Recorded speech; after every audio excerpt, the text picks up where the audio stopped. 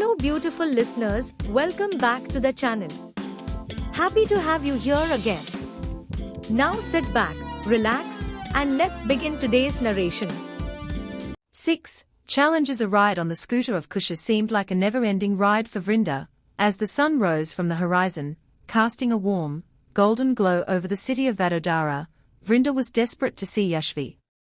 On the other hand, Yashvi slept hard the previous night, as she was tired of the whole day trip, but as soon as she woke up in the morning with those routine sounds of everyone shouting and blabbering in the house filled with numerous voices, her family members shouting and talking on numerous things like what to eat in breakfast, who have taken bath, who are getting ready for their works, who are still sleeping, etc. God. I am still here. Whispering to herself, Yashvi woke up. There was not a single day she never said those words every morning after waking up. She saw the time on the watch next to her. It was 7:30. She got down from the bed to walk towards the bathroom, and with the sudden thought of Vrinda, she ran back to her bedside table and took her mobile in her hand to check whether Vrinda sent her some messages. There were no messages after that night chat of good night wishes. There were many other messages by everyone in the group, but Vrinda did not send any messages in the group as well. Yashvi wondered whether she was coming to college today, or she was still asleep. She typed something on her WhatsApp to ask her the same, but suddenly her mother Nisha came and said, "Nice, you woke up beta. Common, go to the bathroom and get ready fast, we will go to the temple and then I will drop you to college." "Why the temple now, Mom?" Yashvi asked, laying back on the bed lazily. Don't you remember?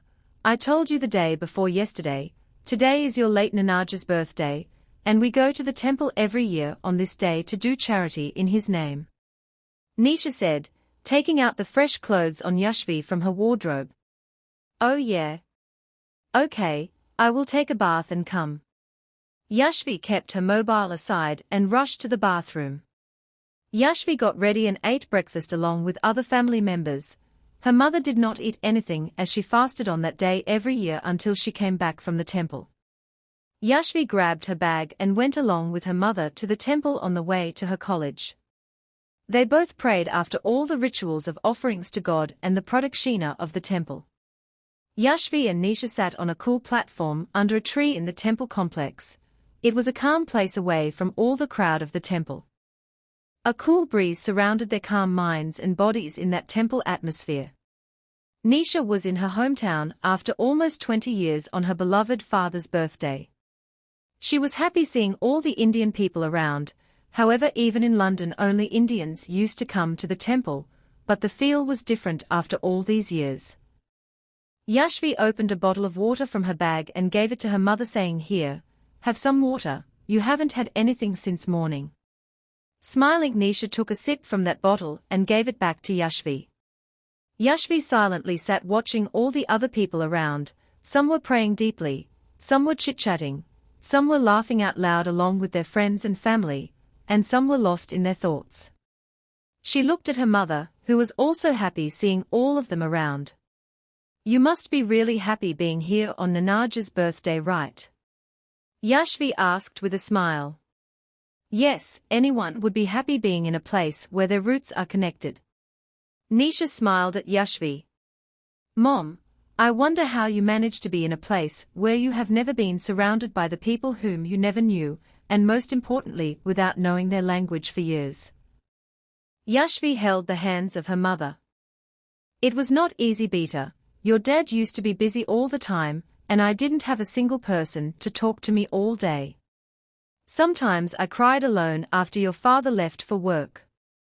I used to get scared to step out of the house to buy routine things, as I didn't even know their names. Many times I got lost by catching different buses and missed my address. The most scary thing was I got lost when I was pregnant with you and I saw all black, white, and God knows so many different men and women sitting in that bus." Nisha giggled saying that and took a pause. Yashvi was staring at her mother with a fake smile, as could sense the pain of her mother 20 years back. "Then, I decided that I would not sit like this by accepting this failure of mine just for not knowing the language. I somehow managed to communicate with a couple of females with some English words like I go address and help.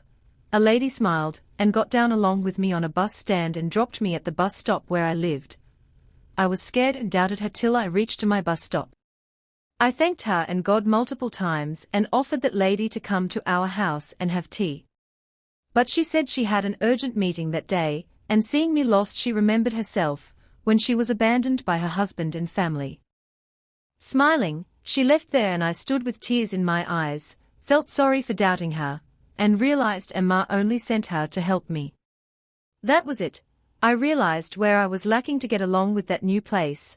All I needed was to learn English, and I started that same day to learn English from your father and some neighbors, and then joined the classes before you were born. I was speaking in English with everyone there. She giggled again. Yashvi also giggled along with her mother and stared at her holding her hand. Mom, I am proud to be your daughter. You have so much courage and spirit to accept every situation happily, live and win everything and everyone. She said. And I am proud to have you, an obedient and lovely daughter. Nisha said, keeping her hand on Yashvi's hand. Yashvi, as I said in the beginning, who wouldn't be happy being in a place where their roots are connected? I know your roots are connected in the atmosphere of London, and I feel sorry every day to take you out from your roots and make you live in a place where you never belonged. Even if you are born to us so-called Indians, you were born and brought up in London, and the way I felt 20 years ago being there, you are feeling the same here. I will not tell you to adjust and compromise on your wishes, Beta. All I can say is to find the thing that could keep you motivated to be here. Give yourself a time of 1 year and see if you can accept it. If you do not, then trust me, I will talk to your father and family to send you back to London. You can stay in a hostel or apartment and complete your studies there. Nisha said.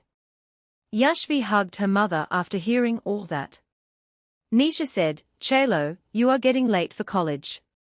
Hurriedly they downed from the platform and walked towards their car. If my story touched your heart, don't forget to like the video and subscribe to the channel. And if you'd like to support our little team, you're welcome to contribute any amount through the QR code shown in the video or the given IDs in the description. Your love means the world to us. See you in the next video.